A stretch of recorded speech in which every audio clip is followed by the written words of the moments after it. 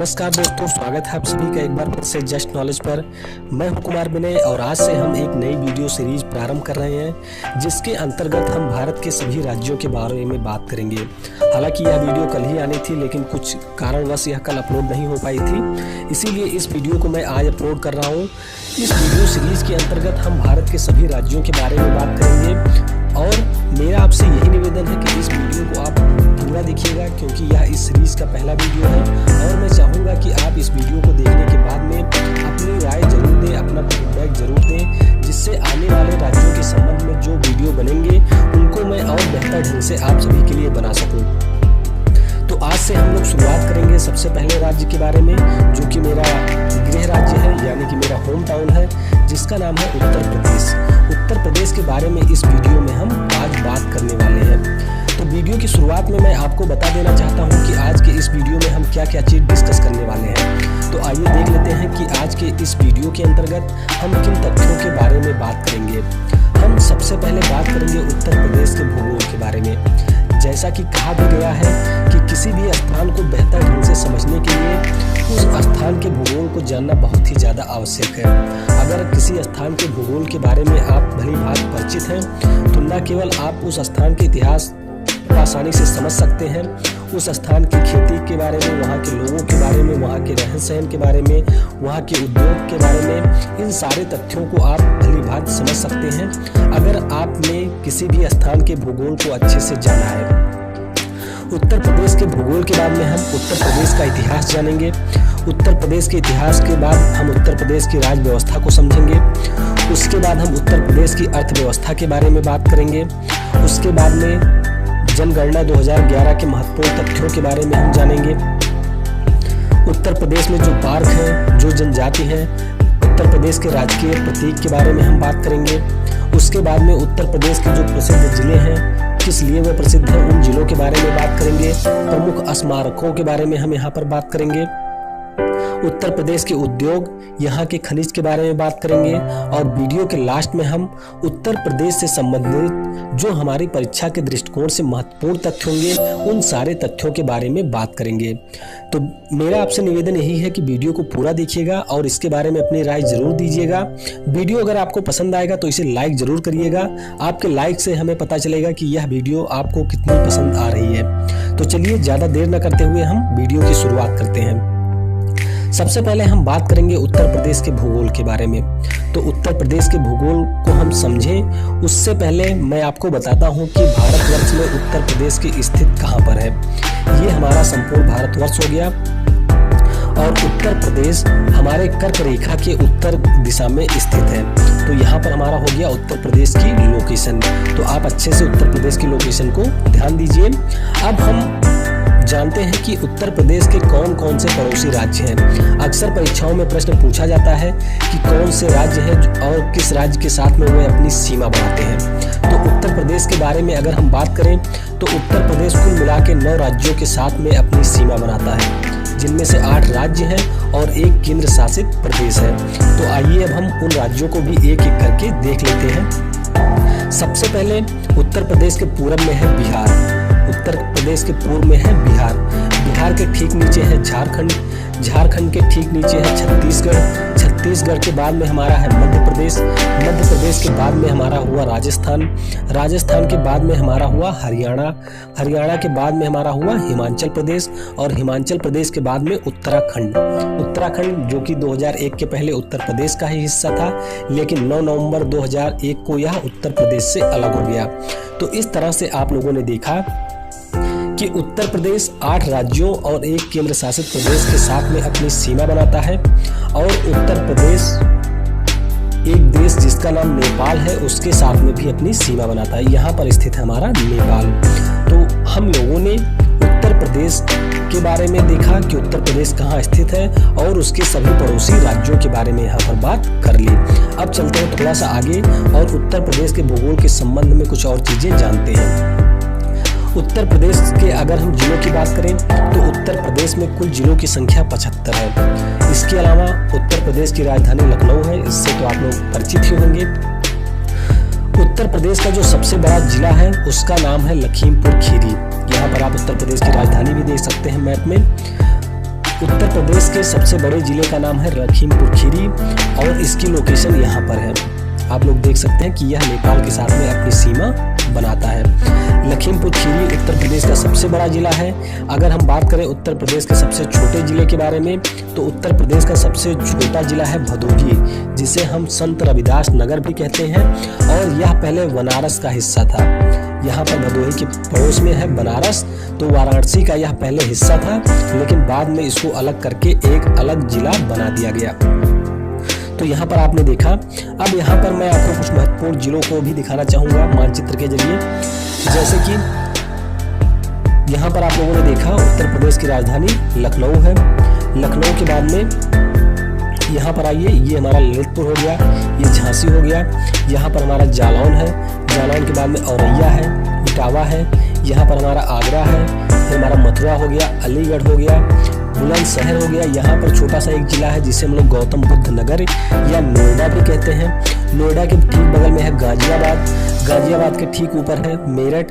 यहाँ पर एक छोटा सा जिला है बागपत, बागपत के ऊपर है मुजफ्फरनगर, और मुजफ्फरनगर के ठीक ऊपर है सहारनपुर। तो ये सारे हमारे पश्चिमी जिले हो गए।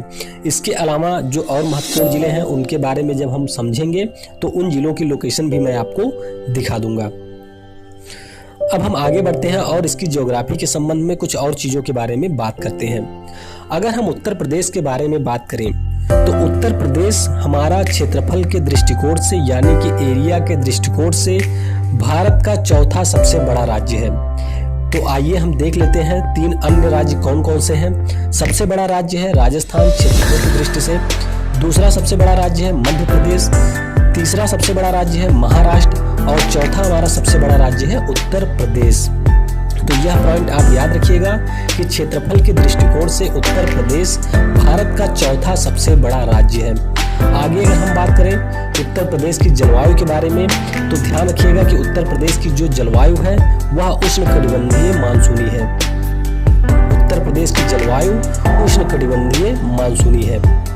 अगर हम उत्तर प्रदेश में औसत तापमान के बारे में बात करें तो जो लोग उत्तर प्रदेश के निवासी होंगे उन्हें यह अच्छी तरीके से पता होगा कि हमारे यहाँ पर ठंडी भी अच्छी खासी पड़ती है और गर्मी भी अच्छी खासी पड़ती है। मतलब क्या हुआ कि जो हमारे यहाँ पर जनवरी का तापमान होता है वह 3 से 4 डिग्री सेल्सियस तक भी चला जाता है। और अगर हम बात करते हैं मई जून के बारे में, जैसे कि इस समय जुलाई चल रहा है, तो मई जून के समय जो उत्तर प्रदेश का तापमान है वह 43 से 45 डिग्री सेल्सियस तक भी पहुंच जाता है।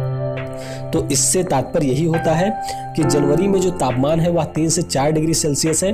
इसका मतलब कि हमारे यहाँ पर ठंडी भी अच्छी खासी होती है और हमारे यहाँ गर्मी भी अच्छी खासी होती है। फिर हम बात करते हैं वर्षा के बारे में।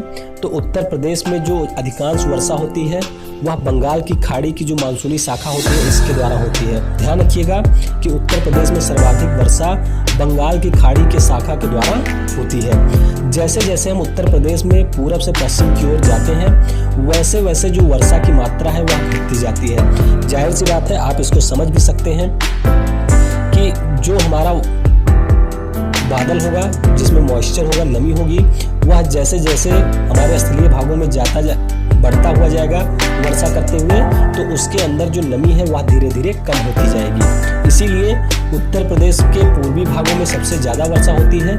लेकिन अगर उसके कंपैरिजन में हम बात करें पश्चिमी भागों के बारे में, तो यहाँ पर जो वर्षा है वह कम होती है।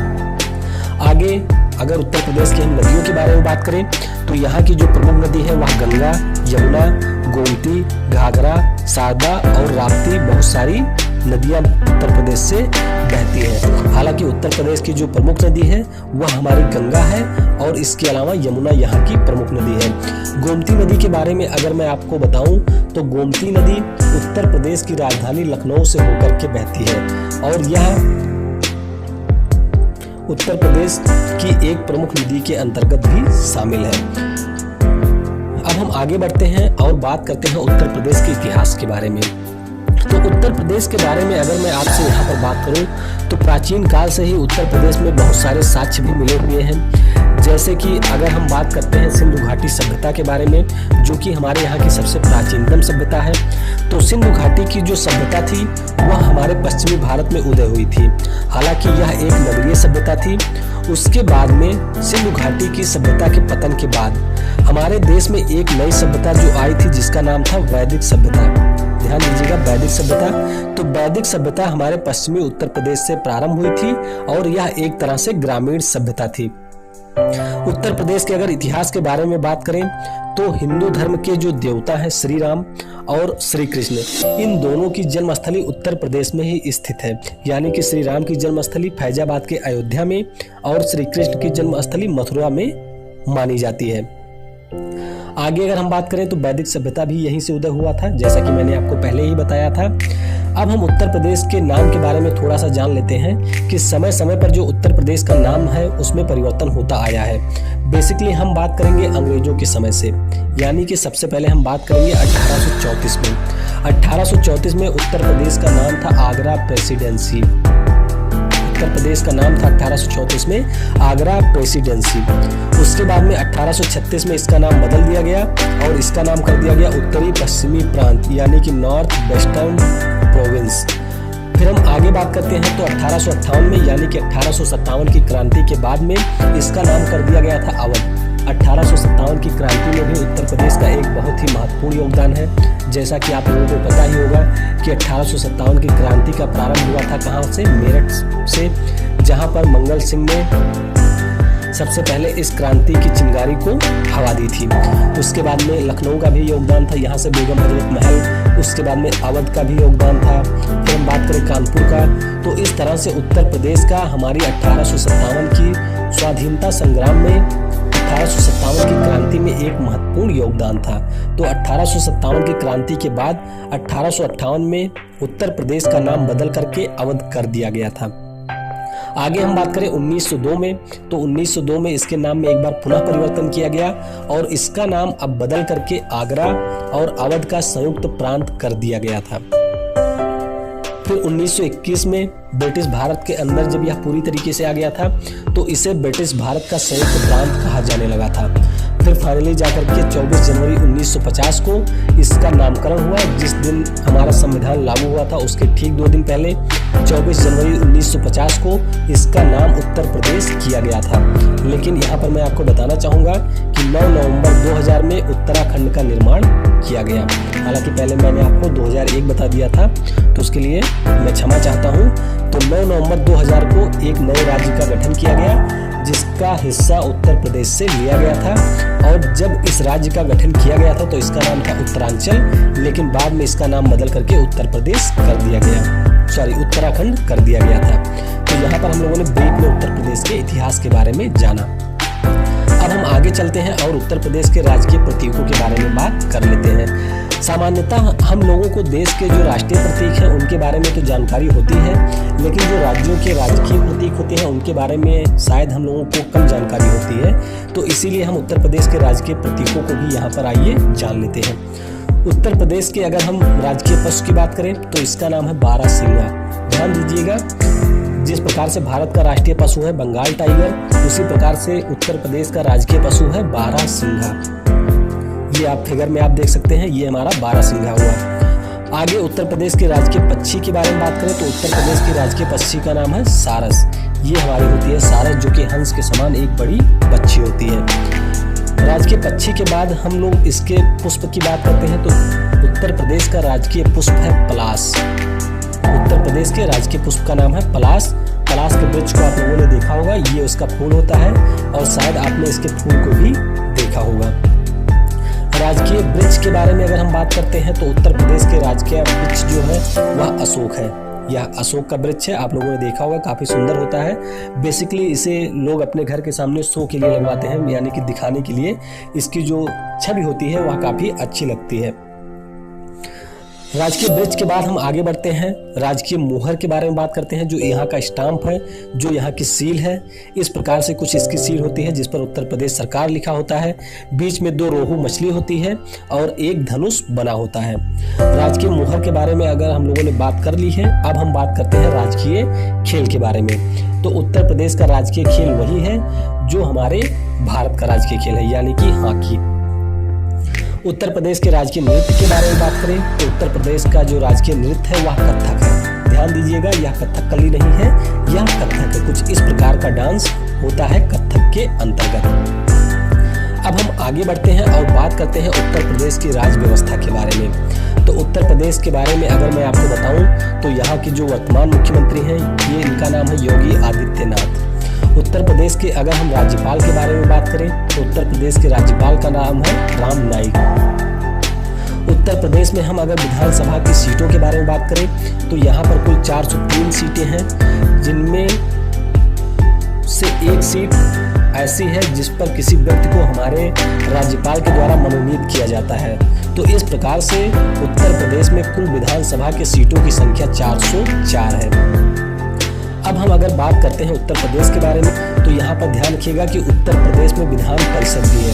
भारत के कुल 7 राज्यों में विधान परिषद है, जिनमें से उत्तर प्रदेश भी एक है और उत्तर प्रदेश में विधान परिषद की कुल सीटें 100 हैं। अगर आप इसके बारे में और डिटेल में जानना चाहते हैं तो आप मेरी जो पॉलिटी की क्लास है उसको अच्छे से देख सकते हैं, वहां पर मैंने इन सारी चीजों के बारे में बताया है। विधान परिषद के बारे में हम लोगों ने बात कर ली। अब हम बात करते हैं उच्च न्यायालय के बारे में।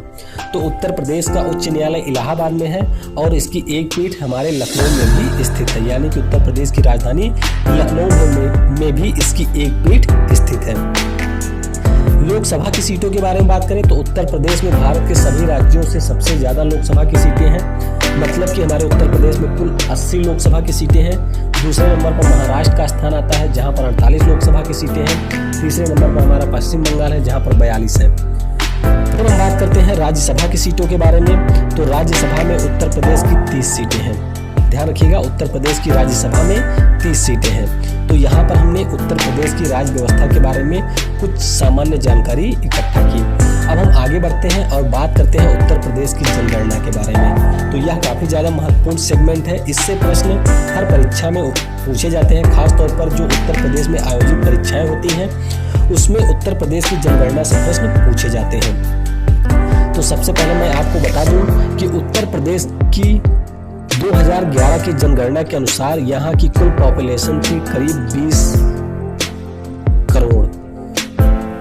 हालांकि 2001 की अगर हम लोग बात करते हैं तो 2001 में उत्तर प्रदेश की जनसंख्या थी 16.62 करोड़। तो इस प्रकार से जो कुल जनसंख्या में वृद्धि हुई थी उसकी दर थी 20.23%। इससे पहले जो वृद्धि हुई थी वह 25.80% थी। एक बार मैं आपको फिर से बता दूं कि उत्तर प्रदेश की जो जनसंख्या थी वह 19.98 करोड़ थी 2011 में। उससे पहले 2001 में उत्तर प्रदेश की जनसंख्या थी 16.62 करोड़। इसमें जो वृद्धि हुई थी, यानी कि 2001 से 2011 के दौरान जो उत्तर प्रदेश में जनसंख्या की वृद्धि हुई थी वह 20.23% थी। लेकिन अगर हम बात करते हैं 1991 से 2001 के बीच, तो उस समय जो जनसंख्या की वृद्धि थी वह 25.80% थी। वृद्धि दर के बारे में हम आगे बात करते हैं लिंगानुपात के बारे में, यानी कि सेक्स रेशियो के बारे में, मतलब कि प्रति 1000 पुरुषों पर कितनी महिलाएं हैं उत्तर प्रदेश में। तो उत्तर प्रदेश में प्रति 1000 पुरुषों पर 912 महिलाएं हैं 2011 की जनगणना के अनुसार। आगे अगर हम बात करते हैं बाल लिंगानुपात के बारे में, तो बाल लिंगानुपात का मतलब होता है कि प्रदेश में 0 से 6 वर्ष के जो बच्चे होते हैं। तो उत्तर प्रदेश में बाल लिंगानुपात है 902।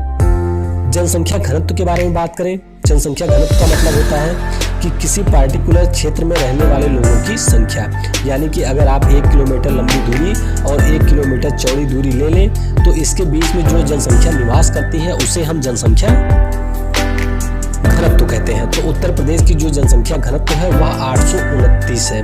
इसका मतलब क्या हुआ कि 1 किलोमीटर लंबाई और 1 किलोमीटर चौड़ाई के अंतर्गत उत्तर प्रदेश में 829 लोग रहते हैं।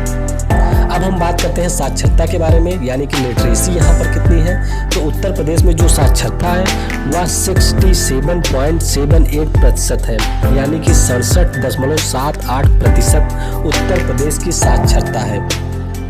आगे अगर हम बात करते हैं पुरुष साक्षरता के बारे में, तो उत्तर प्रदेश में जो पुरुष साक्षरता है वह कुल साक्षरता से ज्यादा है, मतलब कि यहाँ पे 77.28% पुरुष साक्षर है। लेकिन महिलाओं की स्थिति अभी भी उत्तर प्रदेश में काफी खराब है शिक्षा के मामले में। तो महिलाओं की साक्षरता जो है वह 57.18% है। अब देखिए उत्तर प्रदेश की अगर मैं बात करूं, थोड़ा सा यहाँ पर मैं टॉपिक से हटके बात करता हूँ। तो उत्तर प्रदेश में बेसिकली क्या होता है कि यहाँ पर जो लड़कियां होती हैं उनकी शिक्षा पर काफ़ी कम खर्च किया जाता है। क्यों?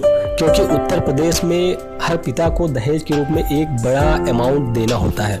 तो इसीलिए यहाँ पर ज़्यादातर जो पिता होते हैं वह अपनी बच्चियों की शिक्षा पर कम ध्यान देते हैं, और एक सामान्य शिक्षा पूरी कर देने के बाद में, यानी कि कुछ लोग 12 पास करने के बाद में अब थोड़े से लोग जागरूक हो गए हैं तो शायद BA MA भी करवा दें, उसके बाद में उनका मुख्य फोकस होता है कि जल्दी से जल्दी लड़की की शादी कर दी जाए। तो इसीलिए लड़कियों की साक्षरता पर यहाँ पर कम ध्यान दिया जाता है। अगर हम बात करते हैं उत्तर प्रदेश की शहरी जनसंख्या के बारे में, तो यहाँ पर 77.73% लोग निवास करते हैं गांव में। और अगर हम ग्रामीण जनसंख्या के बारे में बात करें तो अगर हम शहरी जनसंख्या के बारे में बात करें तो उत्तर प्रदेश में 22.27% लोग शहरों में निवास करते हैं। यहाँ पर जो सीक्वेंस है वह थोड़ा सा उल्टा हो गया है, ग्रामीण की जगह शहरी हो गया, शहरी की जगह ग्रामीण हो गया है। अब जनसंख्या के बारे में थोड़ा सा हम और बात कर लेते हैं। जैसे उत्तर प्रदेश की सर्वाधिक जनसंख्या वाला जो जिला है वह हमारा इलाहाबाद है। इलाहाबाद की जो जनसंख्या है वह 59 लाख है। अभी जो हमारा फुटबॉल का विश्व कप हुआ है उसमें जो हमारा रनर अप रहा था, यानी कि क्रोएशिया की जनसंख्या भी इलाहाबाद से कम है। वहाँ की कुल जनसंख्या 40 लाख के आसपास है। लेकिन हमारे यहाँ पर भारत के उत्तर प्रदेश के एक जिले जिसका नाम है इलाहाबाद, वहाँ की जनसंख्या भी क्रोएशिया से ज़्यादा है। उसके बाद में अगर हम बात करते हैं सबसे कम जनसंख्या वाले जिले के बारे में, तो यह हमारा महोबा है। महोबा की जो जनसंख्या है वह सबसे ज़्यादा कम है। सबसे साक्षर जिले के बारे में बात करें तो उत्तर प्रदेश का सबसे साक्षर जिला है गौतम बुद्ध नगर, जहाँ की साक्षरता 80.12% है। सबसे ज़्यादा जनसंख्या वृद्धि कहाँ पर हुई है, तो यह हमारा बहराइच में हुआ है। बहराइच यहाँ पर स्थित है, आप लोग लोकेशन देख सकते हैं। बहराइच में सबसे ज़्यादा जनसंख्या वृद्धि हुई है, यानी कि मान लीजिए कि अगर बहराइच की जनसंख्या 100 थी पहले, तो वह लगभग 146 हो गई थी 10 सालों के बाद में। सबसे कम साक्षर जिले के बारे में अगर हम बात करते हैं तो सबसे कम साक्षर जिले के बारे में हम बात करते हैं तो सबसे कम साक्षर जिला हमारा है श्रावस्ती, जहां पर 46.74 लोग साक्षर हैं। ये हमारा हो गया श्रावस्ती। बहराइच के ठीक पूरब में स्थित है श्रावस्ती। और एक यहाँ पर आपको अचंभित करने वाली बात भी देखने को मिलेगी कि भारत में जिस जिले में सबसे कम जनसंख्या वृद्धि हुई थी वह श्रावस्ती है। यानी कि श्रावस्ती में जो जनसंख्या वृद्धि हुई है वह ऋणात्मक है। ऋणात्मक का तात्पर्य है कि यहाँ की जो मूल जनसंख्या थी उससे भी जनसंख्या घट गई थी। मतलब कि अगर 2001 में यहाँ की जनसंख्या 100 थी तो यह बाद में घट करके 95 हो गई थी 10 सालों के बाद में। तो यहाँ पर हम लोगों ने जनसंख्या के संबंध में जो महत्वपूर्ण तथ्य थे उन तथ्यों के बारे में जाना। अब हम आगे बढ़ते हैं और बात करते हैं उत्तर प्रदेश की अर्थव्यवस्था के बारे में। तो उत्तर प्रदेश के बारे में अगर हम बात करें इसकी अर्थव्यवस्था के बारे में, तो सबसे पहले हम बात करेंगे इसके ग्रॉस डोमेस्टिक प्रोडक्ट, यानी कि सकल घरेलू उत्पाद, जिसे हम GDP भी कहते हैं। तो उत्तर प्रदेश की GDP में रैंक 4 है। ये हमारा पूरा हो गया भारत में सबसे ज़्यादा GDP है हमारे महाराष्ट्र की। महाराष्ट्र की GDP करीब 27 लाख करोड़ के आसपास है। सेकंड नंबर पर है हमारा तमिलनाडु, उसके बाद में हमारा है गुजरात, और गुजरात के बाद में है हमारा उत्तर प्रदेश। GDP के बारे में आप लोग जानते होंगे, अगर नहीं जानते हैं तो मैं आपको बता दूं कि किसी भौगोलिक सीमा के अंदर एक वित्तीय वर्ष के दौरान उत्पन्न हुई कुल वस्तुओं और सेवाओं के मूल्य को हम वहां की GDP कहते हैं। जीडीपी के बाद अगर हम लोग आगे बढ़ते हैं, इसकी जीडीपी में वृद्धि दर क्या रही थी, यानी कि किस गति से उत्तर प्रदेश की सकल घरेलू उत्पाद की जो दर है वह बढ़ रही है, तो इसकी वृद्धि दर 8% है, जो कि काफी अच्छी है। जीडीपी के क्षेत्र हम लोग जान लेते हैं, मतलब कि जो पूरा सकल घरेलू उत्पाद है उत्तर प्रदेश का, उसमें किस क्षेत्र का कितना योगदान होता है। तो कृषि क्षेत्र का योगदान यहाँ पर कम है, यानी कि 25% है। उद्योगों का योगदान यहाँ पर 24% है और सेवा क्षेत्र यानी कि सर्विस सेक्टर का योगदान यहाँ पर 51% है। फिर हम बात करते हैं उत्तर प्रदेश में प्रति व्यक्ति आय के बारे में। तो यहाँ पर प्रति व्यक्ति आय $1200 के आसपास है, जिसका कुल मूल्य होता है लगभग 82,000 रुपए। तो यहाँ पर हम लोगों ने अर्थव्यवस्था के संबंध में थोड़ी सी जानकारी आपको दे दी है। अब हम आगे बढ़ते हैं और बात करते हैं मानव विकास सूचकांक के बारे में। जो ह्यूमन डेवलपमेंट इंडेक्स होता है, उसमें उत्तर प्रदेश की स्थिति काफी ज्यादा खराब है और यह 25वें स्थान पर है। तो ह्यूमन डेवलपमेंट जो इंडेक्स होता है, यह कई पैमानों के ऊपर मेजर किया जाता है। अब यहाँ पर मैं आपको बताऊंगा नहीं, हालांकि अगर आप लोग नहीं जानते हैं तो आप लोग कमेंट सेक्शन में बताइएगा कुछ इंडेक्स के बारे में, किस तरह से ये मेजर किए जाते हैं, इनके बारे में मैं आपको बता दूंगा। अब हम बात करते हैं उत्तर प्रदेश की कृषि के बारे में। तो जैसे कि मैं आपको एक चीज यहाँ पर बता दूं कि जो उत्तर प्रदेश का यह पूरा ऊपरी रीजन है, यह पूरा ऊपरी हिस्सा है, यहाँ पर ज़्यादातर हमारा पर्वतीय हिस्सा है, क्योंकि यहाँ से हिमालय की जो शिवालिक श्रेणी है वह होकर के गुजरती है। बीच का जो हमारा रीजन है, यह गंगा यमुना का मैदानी भाग है, यानी कि सबसे ज़्यादा उपजाऊ भाग है। और नीचे का यह कुछ रीजन यहाँ पर पठारी है, यानी कि यहाँ से हमारी जो दक्षिण की पठारी भाग है वह प्रारंभ हो जाते हैं। तो इस तरह से उत्तर प्रदेश के मध्य भाग के काफ़ी उपजाऊ होने के कारण उत्तर प्रदेश का भारत की कृषि में बहुत ही ज़्यादा महत्वपूर्ण योगदान है। और अगर मैं आपको यहाँ पर बताऊं तो उत्तर प्रदेश हमारा भारत के सर्वाधिक अन्न उत्पादक राज्यों में से एक है, यानी कि जो भारत में सभी उन अन्न उत्पादक राज्य हैं, अन्न की बात करें अगर हम, जैसे धान, गेहूं, जौ, तिलहन, इन सब के बारे में बात करें तो कुल मिला के उत्तर प्रदेश में इन सारे फसलों की सबसे ज्यादा पैदावार होती है। फिर हम आगे बात करें तो उत्तर प्रदेश की जो कुल जनसंख्या है उसकी लगभग 65% कृषि क्षेत्र में लगी हुई है। उत्तर प्रदेश की जो प्रमुख फसलें हैं उनमें हमारी गेहूं, धान, दालें, आलू और तिलहन, ये सारी फसलें उगाई जाती हैं। अब हम जान लेते हैं कि उत्तर प्रदेश किन फसलों के उत्पादन में प्रथम स्थान पर है। तो उत्तर प्रदेश गेहूं के उत्पादन में, गन्ना के उत्पादन में, आलू के उत्पादन में, आम के उत्पादन में प्रथम स्थान पर है। उसके अलावा उत्तर प्रदेश चावल और सब्जी के उत्पादन में बंगाल के बाद द्वितीय स्थान पर है। पश्चिम बंगाल में सब्जी भी सबसे ज़्यादा उगाई जाती है और यहाँ पर चावल का उत्पादन भी सबसे ज़्यादा होता है। जाहिर सी बात है कि जो हमारी गंगा है वह पश्चिम बंगाल से होकर के ही जाकर पश्चिम बंगाल से ही होकर बंगाल की खाड़ी में गिरती है, तो इसीलिए पश्चिम बंगाल में चावल का उत्पादन सबसे ज़्यादा होता है। उत्तर प्रदेश के अब हम कुछ प्रमुख स्मारकों यानी कि मॉन्यूमेंट्स के बारे में यहाँ पर बात करते हैं। तो उत्तर प्रदेश के बारे में आपको पता होगा कि यहाँ पर ताजमहल स्थित है, जो कि विश्व के 7 अजूबों में से एक है। ताजमहल हमारा स्थित है आगरा में और इसको बनवाया गया था मुगल शासक शाहजहां के द्वारा। तो ये आप लोग ताजमहल की लोग देख सकते हैं किस प्रकार से हमारा ताजमहल बना हुआ है। आप में से बहुत सारे लोग शायद घूमने भी गए होंगे ताजमहल, अगर नहीं गए हैं तो आपको जाना चाहिए। एक अद्भुत हमारे आर्किटेक्चर का नमूना है ताजमहल, तो इसे देखने के लिए आपको जरूर जाना चाहिए। ताजमहल के बाद अगर हम बात करें बुलंद दरवाजा, जो कि फतेहपुर सीकरी में है और इसका निर्माण करवाया गया था अकबर महान के द्वारा। ये बुलंद दरवाजा हो गया। बुलंद दरवाजा के बाद अगर हम बात करें तो अकबर के मकबरे का नाम आता है। अकबर का मकबरा हमारा स्थित है आगरा में, यह हमारा है अकबर का मकबरा। अकबर के मकबरे के बाद अगर हम बात करें तो बड़ा इमाम बाड़ा, जो कि लखनऊ में है, इसे असाफुद्दौला के द्वारा बनाया गया था।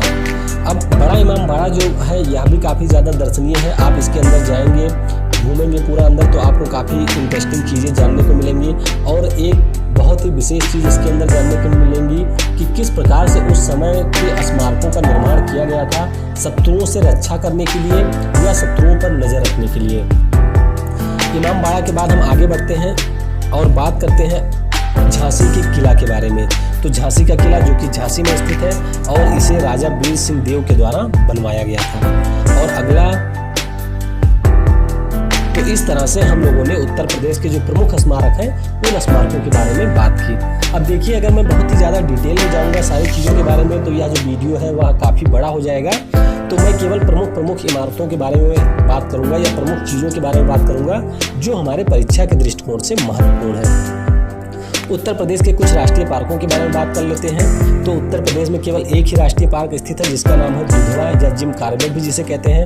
1977 में इसे स्थापित किया गया था और यह सबसे प्राचीनतम राष्ट्रीय पार्क भी है।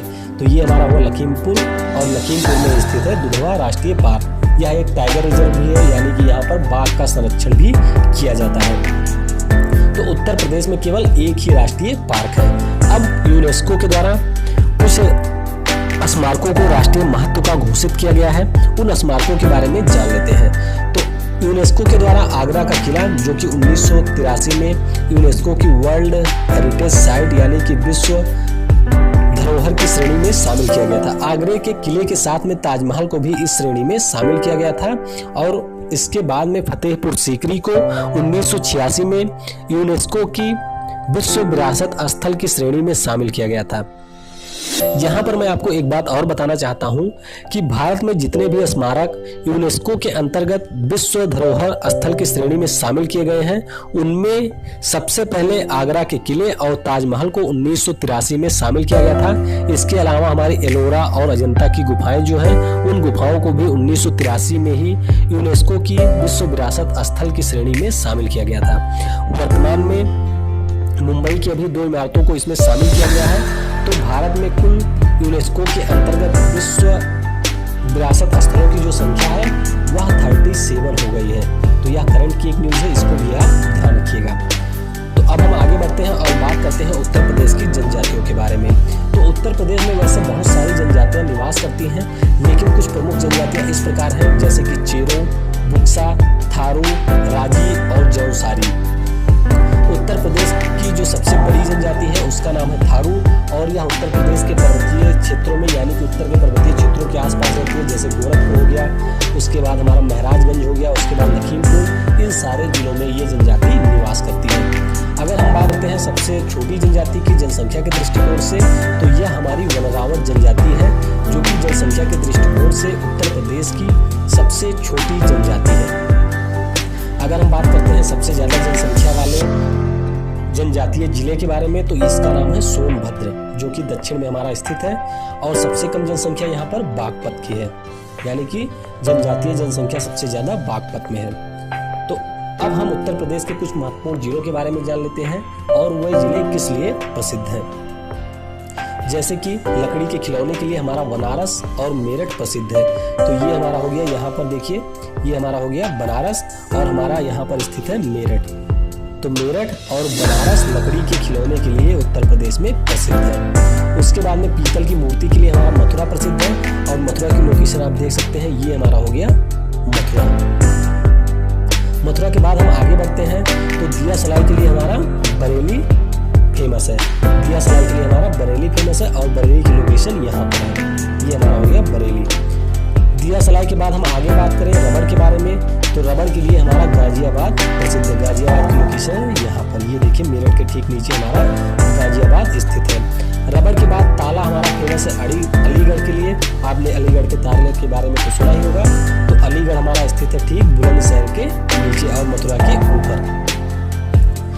ताला के बाद अगर हम लोग बात करते हैं चमड़ा के लिए, तो चमड़ा के लिए हमारा कानपुर प्रसिद्ध है।